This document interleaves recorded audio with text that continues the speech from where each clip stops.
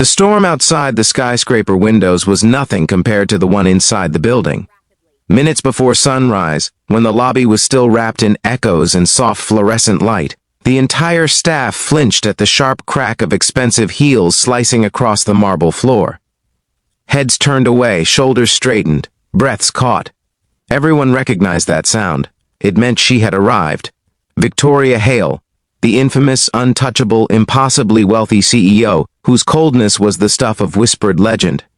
People said she had no heart left, just an ocean of diamond-hard expectations that no one could ever meet. Staff avoided her. Managers feared her. No one dared to look her in the eye. Except the quiet single dad mopping the far corner of the lobby, who was too tired, too broke, and too human to care about her reputation. His name was Ethan Ward, and even he didn't yet know that his life and hers would crash together that morning in a way that would shake the entire building. If you believe in kindness, second chances, and the power of unexpected courage, make sure to like, comment, share, and subscribe to the channel. Your support helps stories like this reach more hearts. Ethan had worked night shifts for months after losing his wife, juggling grief with the crushing responsibility of raising an 8-year-old daughter who still had nightmares about the hospital beeping machines. He moved like a man who carried more weight inside than he showed outside, steady but exhausted, always polite, always invisible. That invisibility had kept him employed in a building where one misstep could get someone fired. And today, as Victoria strode through the lobby in a storm-gray suit, icy eyes locked on her tablet, it seemed safer than ever to remain unseen. But fate rarely asks permission. When she reached the center of the lobby, her heels struck a puddle Ethan hadn't finished wiping up. Her foot slipped. The tablet flew. A gasp spread across the room, followed by a heavy, suffocating silence. Ethan caught her before she fell. It happened in one fluid movement. Mop dropping, arms extending, her body stumbling into his. For a fraction of a second, her usually frozen face cracked with something unfamiliar, surprise, vulnerability, maybe even fear. The staff looked on with wide eyes, already anticipating the explosion that would surely follow. Victoria Hale wasn't known for gratitude. She was known for punishment. Ethan helped her regain balance, murmuring an apology instinctively, even though he'd just saved her from a very public humiliation. Her eyes locked onto his, cold meeting, warm, sharp meeting, weary. And for the first time, Ethan didn't look away.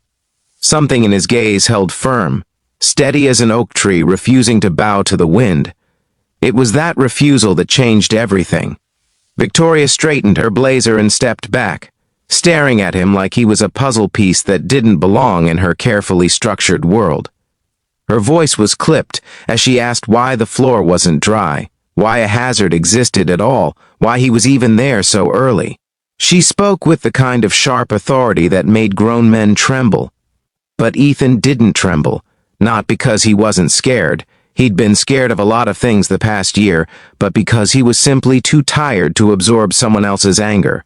He met her irritation with calm, explaining he was doing extra hours to cover medical bills, trying to finish the lobby before the morning rush. His words weren't defensive, just honest. It caught her off guard. She opened her mouth to reprimand him, but nothing came out. For the first time in a long time, none of her well-calculated scripts fit. And that confusion, that tiny crack in her armor, was visible to everyone. The staff watched in stunned silence as Victoria simply nodded and walked past him. No insults, no threats, no icy dismissal, just silence. The building didn't know how to breathe after that.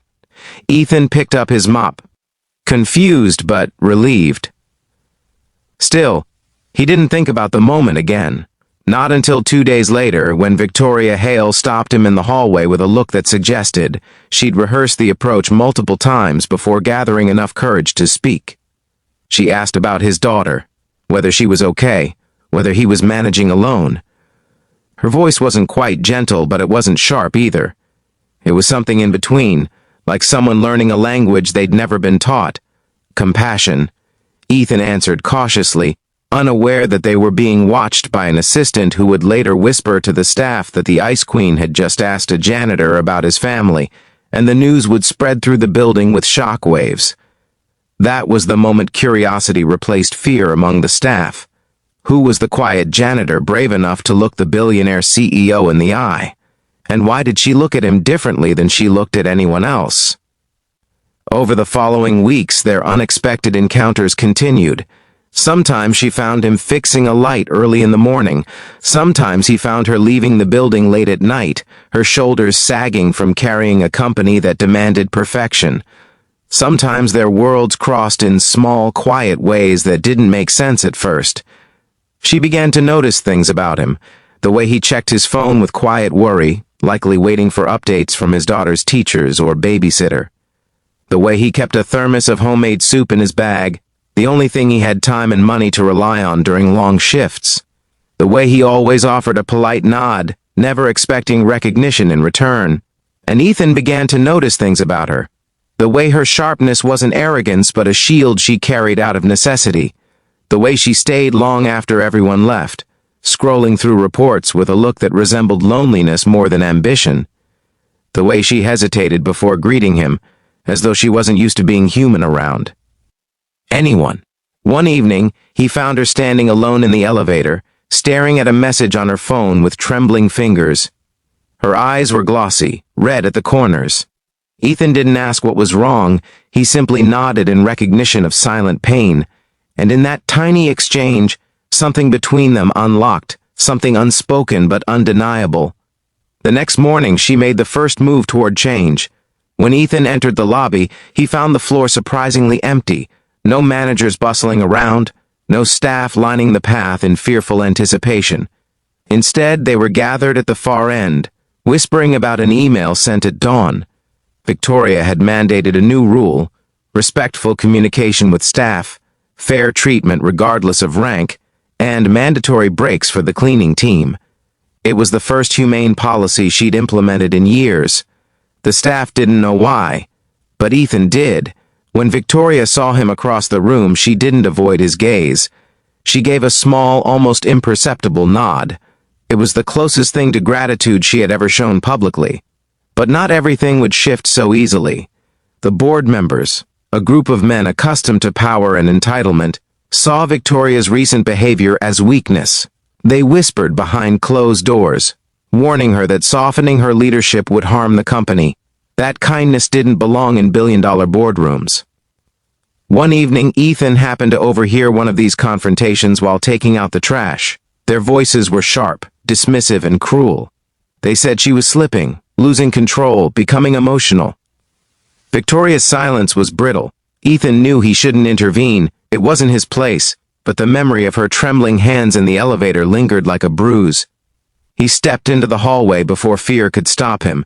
The board members glared, offended by the intrusion of someone so far beneath their rank, and for the first time Victoria stepped forward, not to scold Ethan, but to stand beside him. She defended her decision, her leadership, and her right to be something more than a cold machine built for profit.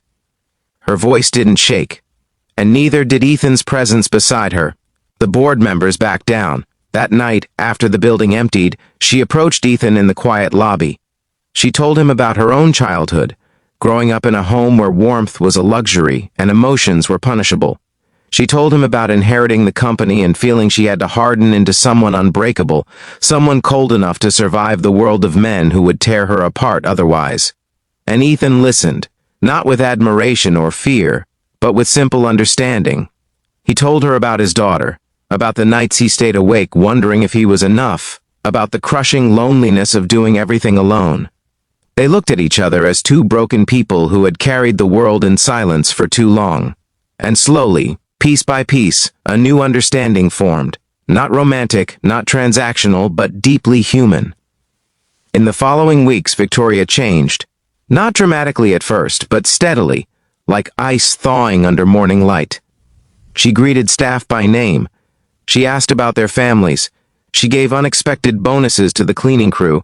She even visited Ethan's daughter's school for a fundraiser, standing awkwardly beside him as he explained the art projects. People talked. They whispered. Some speculated romance, others speculated strategy. But those who saw them closely understood. This was a woman learning to be human again, guided by the quiet courage of a man who refused to cower before her. Then came the morning that changed everything. Ethan arrived at work looking pale, shaken. His daughter had fallen ill again, her condition flaring up unexpectedly.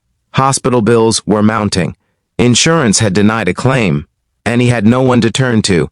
He didn't want to ask for help, he never had. But Victoria saw the pain he tried so hard to hide. Without hesitation, she stepped in.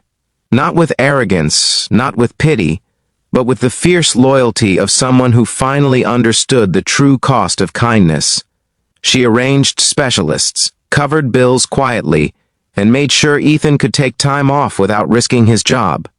Ethan broke down in a way he hadn't since the night he lost his wife. And Victoria stood beside him, not as a billionaire, not as a CEO, but as a human being who understood what it meant to finally do something right. The staff watched the transformation in awe. Their fear dissolved. Hope replaced whispers. The building felt different, warmer, softer, human. And all of it began because one quiet janitor dared to stand his ground. As Ethan's daughter recovered, and life slowly rebuilt itself, Victoria found herself changed in ways she never expected. She wasn't just respected. She was finally cared for, finally seen. And it was Ethan's quiet courage that taught her the one thing she had never learned in all her years of power. Strength isn't measured by how much you control. It's measured by how much kindness you allow yourself to give. And that realization transformed both of their lives forever. If this story touched your heart even a little, please like, comment, share, and subscribe. Your support helps keep stories like this alive. Special request: before you go, drop a comment telling us which moment moved you the most.